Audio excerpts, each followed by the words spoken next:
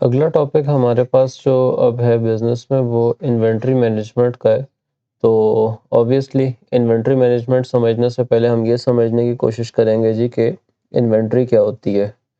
Inventory को manage करना inventory management है। तो इन्वेंटरी क्या होती है सर?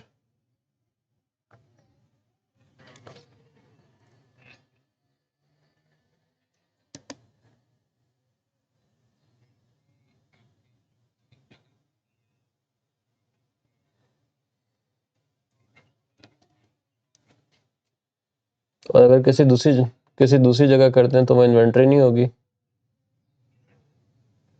तो फिर डेफिनेशन वो दें। ठीक है, मिसाल के तौर पे मैं अपने ऑफिस में बैठ के अपनी सर्विसेज प्रोवाइड करता हूँ, तो क्या ऑफिस इन्वेंटरी है?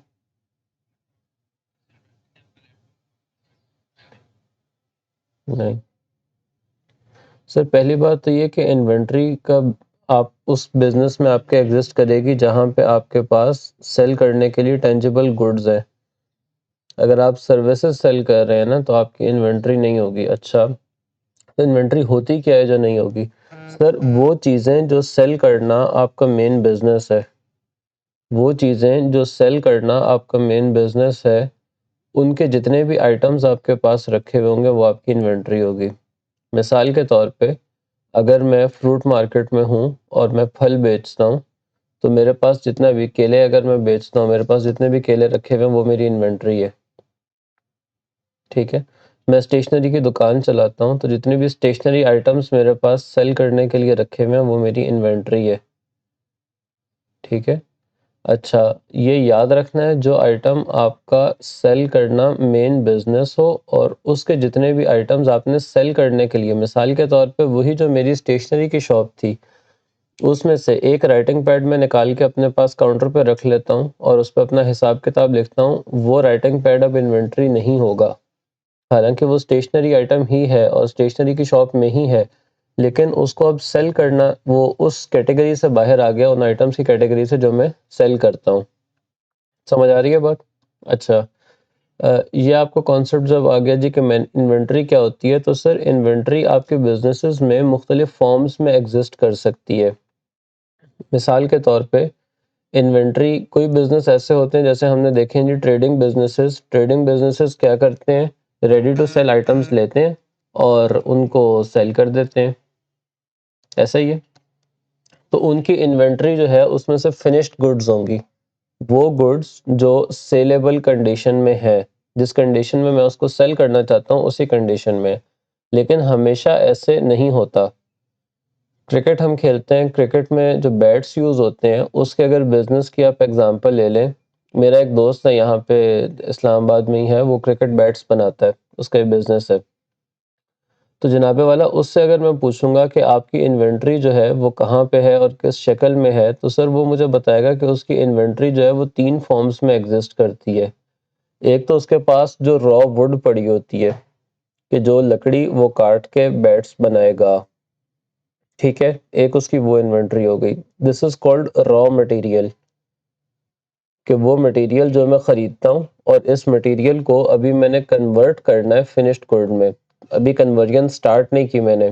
तो ऐसे ही आपके मिसाल के तौर पे, आपने जय नमाजें अगर बना के बेचनी है, तो जो धागा और रंग और इस किस्म की चीज़ें जो आपने मंगवा के रखी हुई हैं, जो कि अभी आगे इस्तेमाल होंगी, वो आपका रॉ मटेरियल हो गया।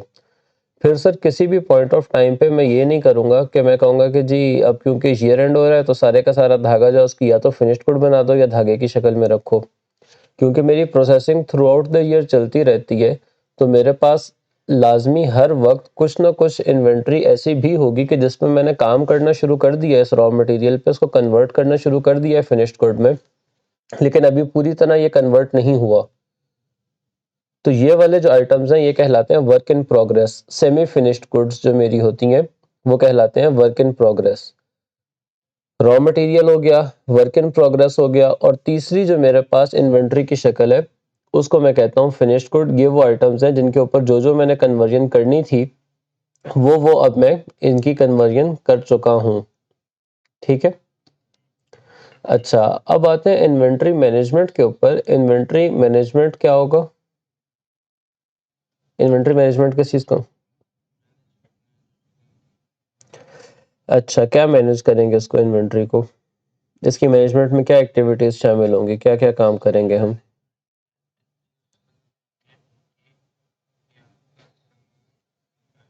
हुँ, ठीक है।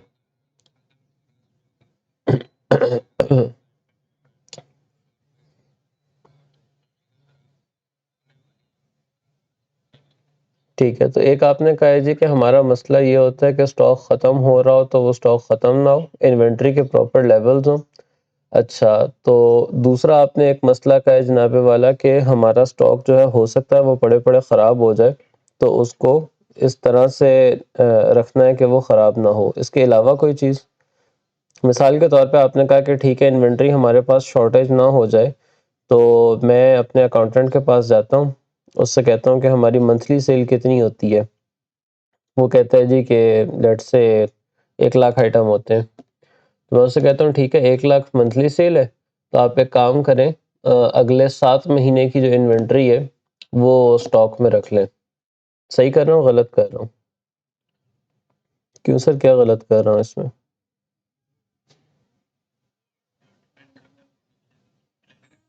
हुँ, आप आपकी जयनमाज़ें, कालीन, वो धागा तो खराब नहीं होगा ना? वो रख लूँ?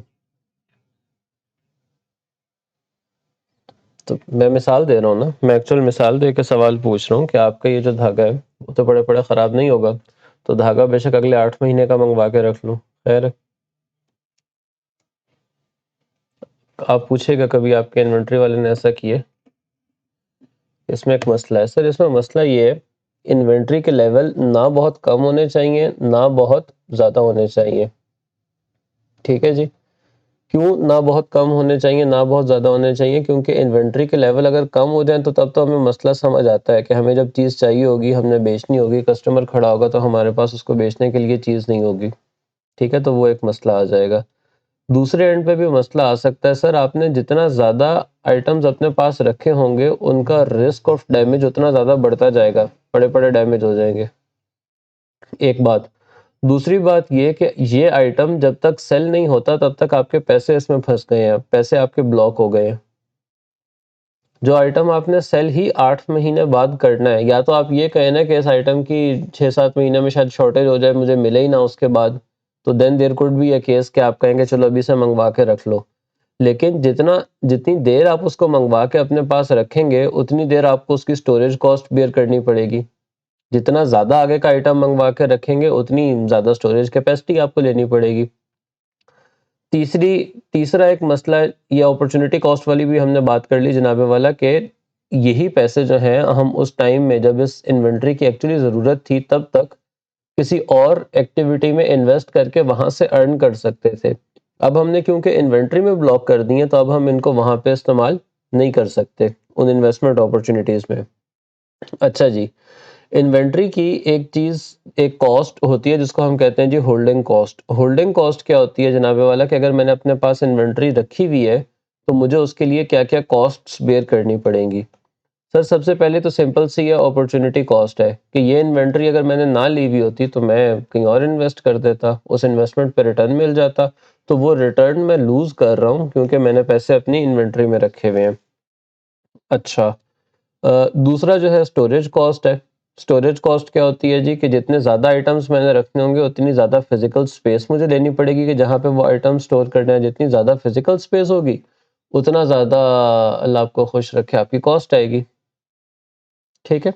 और तीसरी ये हमने बात की जी कि रिस्क ऑफ ऑब्सोलेसेंस है कि ये आइटम पड़े-पड़े ख़राब हो सकते हैं, डैमेज हो सकते हैं, ऑब्सोलीट हो सकते हैं, कि मिसाल के तौर पे अब आगे बेहतर आइटम आ जाए, ये वाला आइटम जो है इसकी डिमांड ही ना हो, तो डैमेज होने का भी चांस है और ऑब्सोलीट होने का भी चांस है। अच्छा, उसके बाद चलो ये तो मसले हमारे तब होंगे अगर हम इन्वेंटरी को जितनी ज़रूरत, एक तो पर्टिकुलर लेवल तक इन्वेंटरी हमें रखनी है, वो हमारी ज़रूरत है। ठीक है? वो हम नहीं कह सकते कि बिल्कुल भी इन्वेंटरी ना रखें। लेकिन अगर बहुत ज़्यादा इन्वेंटरी रखेंगे, ये कॉस्ट्स आपकी तब भी आएँगी जब आपकी जितनी आपको इन्वेंटरी रिक्वायर्ड है उतनी आपने रखी हुई है।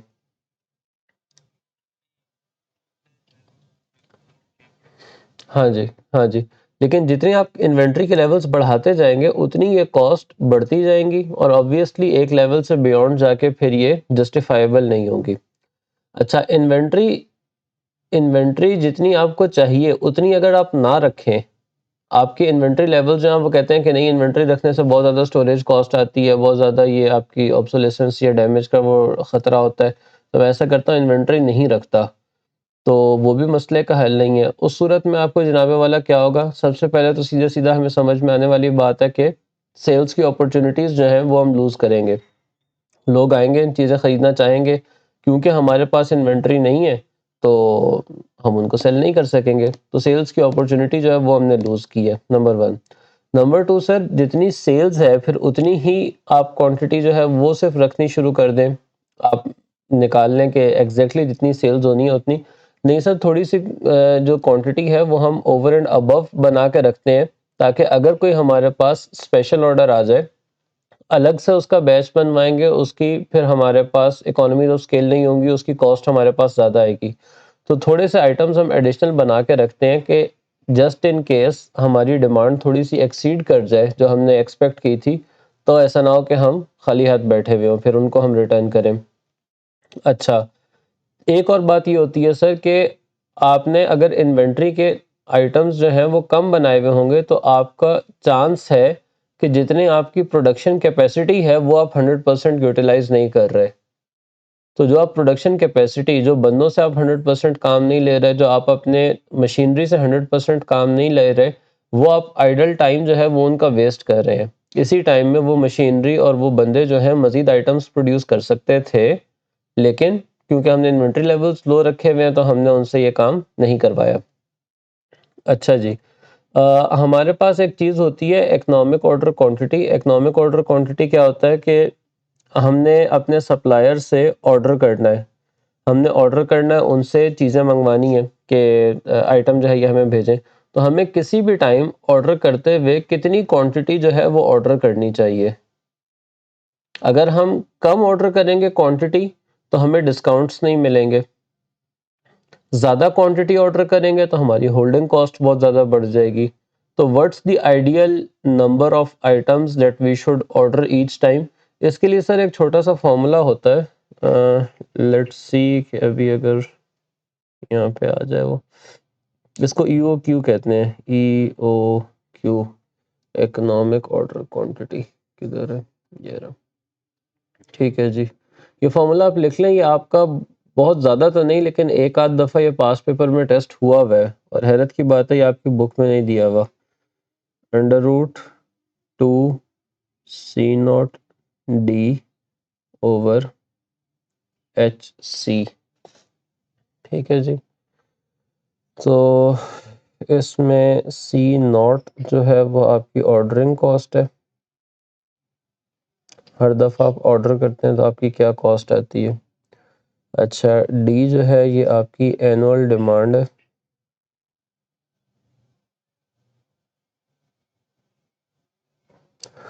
और HC जो है जनाबे वाला ये आपकी होल्डिंग कॉस्ट है।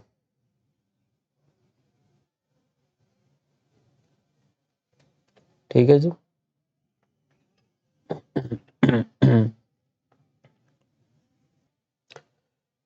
अच्छा, ये हमें EOQ पता चल गया। अगली चीज़ जब हमने देखनी है जनाब, वो हमने ये देखना है कि इन्वेंट्री से रिलेटेड हमारे कुछ पर्टिकुलर टर्म्स होती हैं इन्वेंट्री मैनेजमेंट से। सबसे पहली हमारे पास है जनाबे वाला बफर इन्वेंट्री। बफर इन्वेंट्री क्या होता है सर? सर, बफर इन्वेंट्री आपकी वो इन्वेंट्री होती है जो आप कहते हैं कि कम से कम इतनी इन्वेंट्री मैंने अपने पास हर सूरत रखनी है, ताकि ऐसा ना हो कि एकदम मुझे किसी चीज़ की ज़रूरत पड़े तो मेरे पास वो ना हो। ठीक है, बफर इन्वेंट्री वो मिनिमम लेवल ऑफ स्टॉक है जो मैंने अपने पास कोशिश करनी है कि हर सूरत में मेंटेन रहे। फिर आपके पास जनाबे वाला एक मैक्सिमम लेवल ऑफ इन्वेंट्री होगा कि जितनी आप मैक्सिमम इन्वेंट्री किसी आइटम की स्टोर या होल्ड कर सकते हैं। हर आइटम की एक स्पेसिफिक कैपेसिटी होगी ना, कि उससे ज़्यादा आप ये आइटम जो है अपने पास नहीं रख सकते। अच्छा, मैक्सिमम इन्वेंट्री हो गई, तो इसके बाद एक हमारे पास चीज़ होती है रीऑर्डर क्वांटिटी। रीऑर्डर क्वांटिटी होती है कि जैसे ही आपका स्टॉक जो है वो इस पर्टिकुलर लेवल पे पहुंचेगा तो आप दोबारा ऑर्डर प्लेस कर देंगे। आपका जो रीऑर्डर लेवल है ये आपकी बफर इन्वेंट्री से ऊपर होगा। जब आप स्टॉक के लिए ऑर्डर प्लेस करेंगे तो कुछ आइटम्स का तो ऐसे हो सकता है कि सप्लायर्स जो है वो जैसे ही आप ऑर्डर प्लेस करें फ़ौरन आपको प्रोवाइड कर दें, लेकिन ये आमतौर पे नहीं होता। सप्लायर जो है वो थोड़ा बहुत टाइम लेगा आपको, जिस दिन उसने ऑर्डर रिसीव किया और जिस दिन वो आपको गुड प्रोवाइड कर रहा है, इस टाइम को सर कहते हैं लीड टाइम। क्या कहते हैं सर?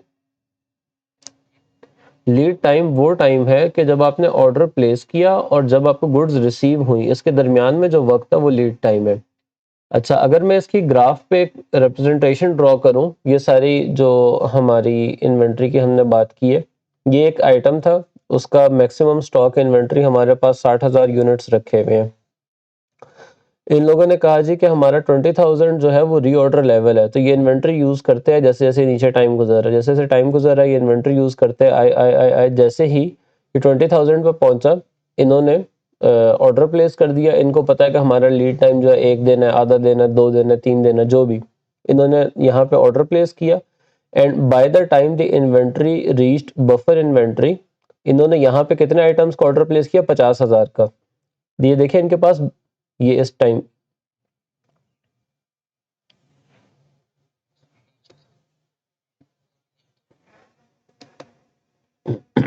सर ये टाइम गुजर रहा है और ये इनकी इन्वेंट्री डिप्लीट हो रही है जैसे जैसे टाइम गुजर रहा है।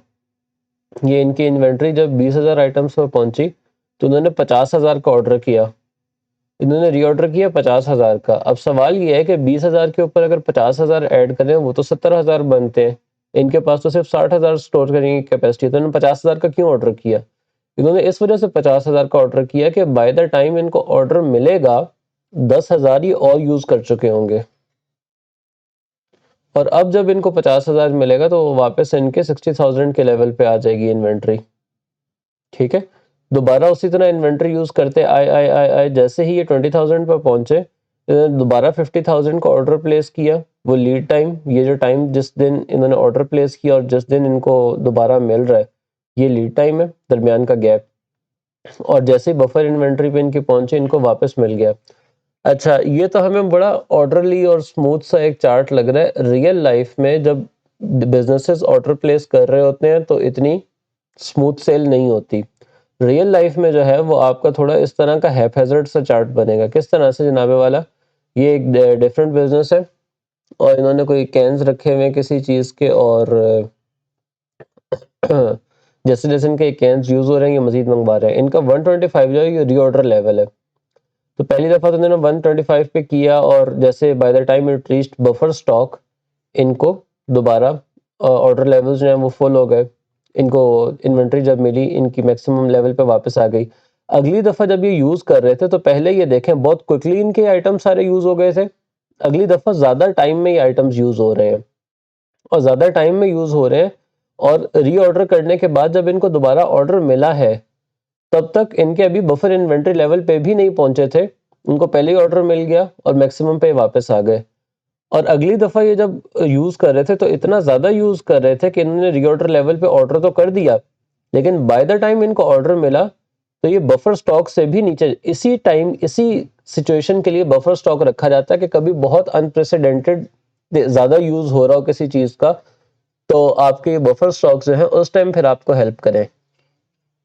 ठीक है, तो इस टाइम इनके बफर स्टॉक्स जो है वो इस्तेमाल हुए और जब इनके स्टॉक लेवल 0 हुए तो इनको दोबारा मिल गया। और अब ये देखें क्योंकि बफर स्टॉक यहाँ पे यूज हो गए थे तो इस वजह से जब ऑर्डर मिला है तो वो मैक्सिमम क्वांटिटी पे नहीं पहुंचा, मैक्सिमम स्टॉक लेवल पे, क्योंकि ऑर्डर तो इन्होंने यहाँ पे कर दिया था, इन्होंने सोचा कि एक सर्टेन अमाउंट हमारी यूज होगी, जब मिलेगा तो वो मैक्सिमम पे चला जाएगा, लेकिन वो यूज इतने हो गए कि बफर भी यूज हो गए, तो इस वजह से जब वो ऑर्डर एक्चुअली मिला तो मैक्सिमम पे वो नहीं पहुंचा। फिर आहिस्ता आहिस्ता वो यूज करते गए, दोबारा रीऑर्डर लेवल आया, रीऑर्डर कर दिया। अब क्योंकि इतना वो तेजी से वो चीजें यूज नहीं हो रही थी तो बिफोर रीचिंग बफर स्टॉक इनके आइटम्स जो है वो दोबारा मैक्सिमम पे इनको इन्वेंट्री अपनी रिसीव हो गई।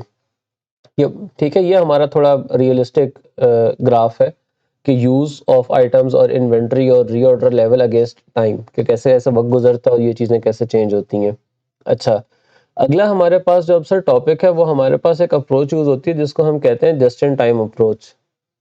जस्ट इन टाइम अप्रोच क्या होती है सर? इसमें हम कोशिश कर रहे होते हैं कि हम अपने इन्वेंट्री लेवल्स को एलिमिनेट कर दें। हमने कोई इन्वेंट्री नहीं रखनी, जो चीज़ जब चाहिए होगी, उसी वक़्त ऑर्डर करेंगे, उसी वक़्त रिसीव करेंगे और उसी वक़्त इस्तेमाल करेंगे। ठीक है? अच्छा, प्रैक्टिकली अगर आपको लग रहा है कि ये नहीं होता, तो ये प्रैक्टिकली होता है। I am not sure about today, ये टोयोटा जो है, वो ये फ़ॉलो करती थी स्ट्रैटेजी जस्ट इन टाइम की। ठीक है? हुँ, ठीक है। हुँ, हुँ, हुँ, हुँ, ठीक है जी। अच्छा, इसके लिए जस्ट इन टाइम के लिए फिर अब आपकी कुछ प्रीरेक्विज़िट्स हैं जो होने चाहिए। जस्ट इन टाइम के लिए आपके प्रीरेक्विज़िट्स क्या होने चाहिए? पहली बात तो ये कि आपके सप्लायर्स के साथ रिलेशनशिप अच्छे होने चाहिए। अगर आप just in time approach follow कर रहे हैं, सप्लायर के साथ रिलेशनशिप आपके अच्छे नहीं है। जी, जी। तो जस्ट इन टाइम के लिए हमने बात की कि हमारे सप्लायर्स के साथ रिलेशनशिप अच्छे होने चाहिए। सर, इसमें क्यों रिलेशनशिप अच्छे होने चाहिए? क्योंकि आप सप्लायर्स पे बहुत ज़्यादा रिलाय कर रहे हैं कि जैसे ही आपको चीज़ चाहिए होगी, वो आपको वो चीज़ उस वक़्त प्रोवाइड करेंगे। अगर आपके सप्लायर्स जब आप डिमांड करें वो चीज़ आपको प्रोवाइड नहीं कर रहे, वो कभी क्या ज़्यादा टाइम लेते हैं, कभी कम टाइम लेते हैं। आपको नॉर्मल जो कस्टमर्स का उनका लेट्स से कि उनका एक नॉर्मल टाइम है जी कि 2 दिन में वो अपने कस्टमर्स को डिलीवर करते हैं। आपके साथ उनके बड़े अच्छे रिलेशंस हैं, आप जब कहते हैं वो आपको दे देते हैं। अगर आपके नहीं होंगे ये, तो फिर वही वो अपने नॉर्मल सर्कमस्टेंसेस वाली रूटीन फ़ॉलो करेंगे और आपकी जो है वो जस्ट इन टाइम वाली अप्रोच फ़ॉलो नहीं हो सकेगी। आपके ऑर्डर्स जो हैं, आपके कस्टमर भाग जाएँगे। अच्छा, इसी तरह सर आपका जो स्टाफ है, उसकी भी ये ट्रेनिंग होनी चाहिए कि नंबर 1 वो मल्टी स्किल्ड हो, कि उनको टास्क्स के बिटवीन अगर स्विच करने का कहा जाए कि अब इस टास्क की प्रायोरिटी अब ये कर लें, अब उस टास्क की प्रायोरिटी है अब वो कर लें। क्योंकि आपने जो आपकी रिक्वायरमेंट जो आप पे डिमांड आती है, वो कुछ तो सीज़न्स होते हैं जो बिज़ी सीज़न होते हैं कि हर चीज़ की आपकी ज़्यादा रिक्वायरमेंट है। कुछ जो आपके आइटम्स होते हैं वो सीज़नल होते हैं कि एक पर्टिकुलर आइटम में एक चीज़ की डिमांड ज़्यादा है, एक पर्टिकुलर आइटम में एक चीज़ की ज़्यादा है। तो आपके जो लोग हैं they should have the ability to switch between tasks. ठीक है? इसी तरह आपके जो लोग काम कर रहे हैं उनका ये होना चाहिए रेडीनेस इस चीज़ के लिए कि कभी जो है वो काम ज़्यादा होगा, कभी ये काम कम होगा। तो वर्किंग आवर्स और जो एफर्ट रिक्वायर्ड बाय देम है इट वुड फ्लक्चुएट। ठीक है? There are types of people who say कि नहीं मेरी बस एक फिक्स रूटीन हो, मैं एक ही तरह का मेरा काम हो, तो उस तरह के लोग जो हैं वो आपको जस्ट इन टाइम में फिर मुश्किल होगी उनके साथ मैनेज करना। अच्छा, तीसरी चीज़ जो है ये आपकी मज़ीद ये है कि इक्विपमेंट जो है मशीनरी, ये भी आपका फ्लेक्सिबल हो कि आप उसको बिटवीन द टास्क्स जो है वो स्विच कर सकें। ठीक है? कि लेट्स से कि एक पर्टिकुलर प्रिंट की आपने जायनमाज़ बनानी है, फिर आपके पास वो दूसरा आ गया है प्रिंट का दूसरा डिज़ाइन आ गया। तो how quickly can you make the same machine switch between different tasks? That would also help you with JIT. The quicker you can do that, the better it would help with JIT. अच्छा, फिर आपकी अगली जो एक बहुत important चीज़ है जो JIT के लिए कि ठीक है जेआईटी में हम जस्ट इन टाइम फॉलो कर रहे होते हैं कि जब ऑर्डर आएगा तब करेंगे। लेकिन if you are able to predict the demand beforehand, कि मिसाल के तौर पे आपको अपने पूरे साल के डिमांड के पैटर्न्स पहले से पता है कि किस टाइम आपकी डिमांड ज़्यादा होगी और किस टाइम आपकी डिमांड कम होगी, तो it would help you with JIT. वरना तो आपको सारा टाइम जो है वो कभी एक तरफ से खबर आ के अब ये चीज़ आप अनप्रिपेयर्डनेस आपकी होगी ना, तो वो आपके काम बड़े हैphazard से चल रहे होंगे। कभी एक काम करना शुरू कर देंगे, कभी दूसरा काम करना शुरू कर देंगे, अब यहाँ से ऑर्डर आ गया। अगर आपको पहले से अपनी डिमांड के पैटर्न्स पता होंगे, आप वो डिमांड अपनी पहले से प्रेडिक्ट कर सकेंगे, तो you would be less surprised by these circumstances और you would be better able to manage the JIT approach. अच्छा, आपके एम्प्लॉयर-एम्प्लॉयी रिलेशन जिस तरह आपके सप्लायर से रिलेशनशिप अच्छे होने चाहिए, इस तरह आपके एम्प्लॉइज़ के साथ भी रिलेशनशिप अच्छे होने चाहिए। Obviously, you'd be depending on them to switch between tasks and work longer hours and less longer hours at different periods of time. तो आपके अच्छे रिलेशनशिप होंगे तो तभी आप उनसे ये काम करवा सकेंगे। मज़ीद ये कि आईटी इक्विपमेंट हमने कैम की अप्रोच पहले पढ़ी थी, कंप्यूटर एडेड मैन्युफैक्चरिंग। वो जितनी आप ज़्यादा अपने प्रोडक्शन सेटअप में इंट्रोड्यूस करवाएँगे, उतना आपके लिए जेआईटी फ़ॉलो करना आसान होगा। और एक और चीज़ सर जेआईटी जो है उसमें क्योंकि आपकी there is a certain element of haphazardness और रैंडमनेस, तो आपने उसमें इस चीज़ का ख़्याल करना है कि आपकी क्वालिटी जो है वो एज़ अ रिज़ल्ट सैक्रिफ़ाइस ना हो। क्योंकि नॉर्मल फ्लो में जो आपकी चीज़ें चल रही होती हैं उनके लिए आपने क्वालिटी स्टैंडर्ड्स और क्वालिटी चेक्स वगैरह जो है वो मेंटेन किए हुए होते हैं। तो यहाँ पे क्योंकि आपके वो पैटर्न्स बार-बार ब्रेक हो रहे हैं, तो ऐसा ना हो कि उसके रिजल्ट में आपके क्वालिटी जो है वो सैक्रिफाइस हो। अच्छा, जल्दी से हाँ, बगैर स्क्रीन पे या बुक में देखे जेआईटी के फ़ायदे नुकसान अगर ज़बानी एक दफ़ा बता दें।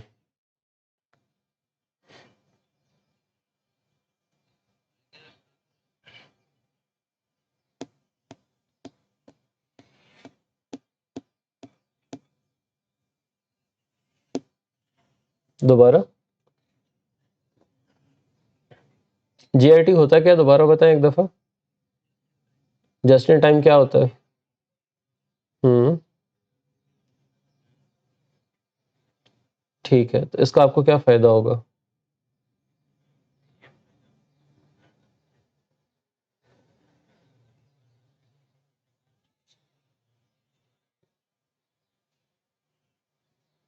तो फ़ायदा क्या होगा?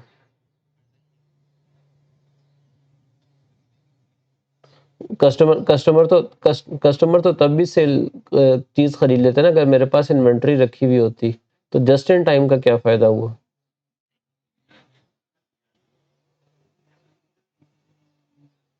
सर जस्ट इन टाइम का फ़ायदा ये होगा मेरी इन्वेंटरी एलिमिनेट हो जाएगी। जो पैसे मैंने इन्वेंटरी में ब्लॉक करके रखे हुए थे, वो मुझे नहीं करने पड़ेंगे। ठीक है? इन्वेंटरी की जितनी भी होल्डिंग कॉस्ट्स थी, उनको मैं अवॉइड कर सकता हूँ। इन्वेंटरी मैंने रखनी नहीं, जब ज़रूरत होगी, जब कस्टमर आएगा उसी टाइम ऑर्डर करूँगा, मँगवाऊँगा और आगे सेल कर दूँगा। तो मैंने तो इन्वेंटरी रखनी ही नहीं। ना कोई इन्वेंटरी की अपॉर्च्युनिटी कॉस्ट आई, ना उसकी कोई होल्डिंग कॉस्ट आई और ना उसकी कोई वो रिस्क ऑफ ऑब्सोलेसेंस या डैमेज आया। होगी ही नहीं जब मेरे पास, तो ऑब्सोल्यूट या डैमेज कैसे होगी? होगी ही नहीं मेरे पास, तो उसकी स्टोरेज कॉस्ट कहाँ से आएगी? अपॉर्च्युनिटी कॉस्ट कहाँ से होगी? तो ये कॉस्ट्स जो है ये आप सेव कर लेते हैं। ठीक है, और कोई फ़ायदा?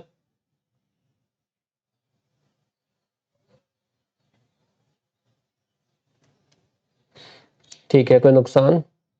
Just in time?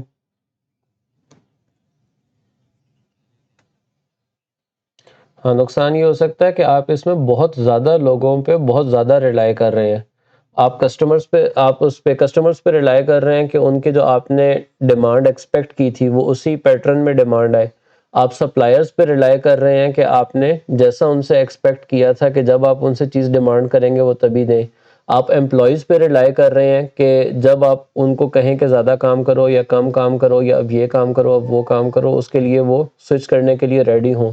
आप मशीनरी पे रिलाय कर रहे हैं कि मशीनरी को जब ज़्यादा overwork, underwork, switch between the tasks आपने करना हो, तो ये आपकी बहुत सारे लोगों पे, बहुत सारे फैक्टर्स पे बहुत ज़्यादा रिलायंस है। इनमें से कोई एक भी अगर फेल करता है, तो पूरी जस्ट इन टाइम आपकी फेल कर जाएगी। मिसाल के तौर पे आपका सप्लायर जो है वो वक़्त पे चीज़ें नहीं देता, बाकी हर चीज़ काम करने को तैयार है, जस्ट इन टाइम आपका फेल कर जाएगा। आपकी जो है लेबर इंटेंसिव टास्क है, सप्लायर ने टाइम पे चीज़ दे दी, जब वक़्त आया ज़्यादा काम करने का, लेबर ने जवाब दे दिया। जस्ट इन टाइम की अप्रोच आपकी फेल कर जाएगी। ठीक है? तो आप बहुत ज़्यादा फैक्टर्स पे एट अ टाइम बहुत ज़्यादा रिलाय कर रहे होते हैं और उनके किसी एक के भी खराब होने से आपकी ये चलें वो बाद में बात करते हैं। आप एक काम करेंगे, आप ये इसके एडवांटेजेस, डिसएडवांटेजेस और ये आखिर में जस्ट इन टाइम की इवैल्यूएशन दी हुई है, ये आप पढ़ लेंगे?